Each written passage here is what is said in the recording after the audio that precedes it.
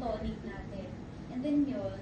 Tapos ano siya, parang may trangkaso kasi ako nun eh. Wala mo lagnat, pero yung masakit lang yung katawan ko. So pagdating sa bahay, after 5 minutes lang yun eh, nagkaroon ako ng energy. But later on, bumalik na naman. So pagdating sa bahay, as in bagsak ako.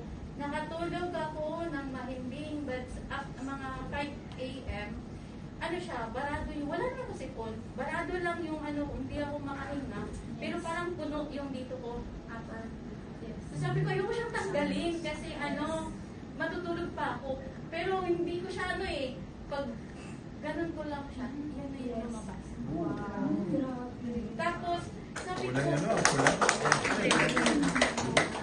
ko, bakit ganun? Parang siyang buo po, parang siyang yung isang iba ng Paris kung sino yung Parang siyang taba ng baka. And then nilagay ko siya sa wipe, tapos pinisa ako, yun siya may dugo.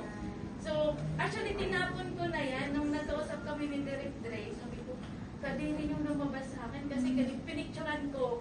So, ito yun. Tapos, sunod-sunod na yun na yung plema ko tuwing kusa siyang lumalabas, parang mabula-bula na mapupuno talaga yung bibig ko. Kasi ang ubo ko is more than 2 years na eh. Hindi siya nawawala. After nung pag-pag. Yes!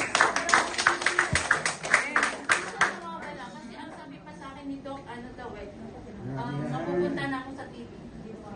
Yes. Malapit lang. Ito lang.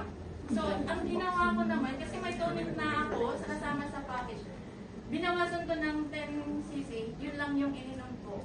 In short, binigay ko naman sa kuya ko. At ang sabi nga naman niya, nagpapasalamat, malaking papasalamat niya sa akin kasi super ganda daw ng tonic. Wow. Yes! So, hindi ko lang sa akin, hindi ko lang talaga manig. So, thankful ako na hindi man plano na padpad ako dito, tapos dahil sa kanila, dahil dito, eto ako ngayon. Medyo na siya, pero ano lang. At saka yung lumabas sa kanya, sabi ng doctor, ito daw po yung sinusitis. Kasi yung doktor nagulat siya. Sabi niya, wow, bakit lumabas siya? Sabi niya, buti naman lumabas. Ang sakit niyan. Yes! Dito daw yan nakabara. Sabi niya, sakit sa ulo niyan. Sabi ko, ano po ba ito, Doc? Sabi niya, sinusitis. Sabi niya sa akin. So, since 10 years na nang bawas sa akin na may sinusitis ako, na may migraine. So yun. Yes! Grabe!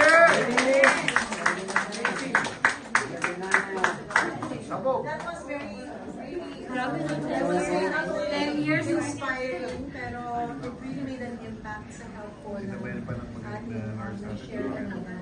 Much more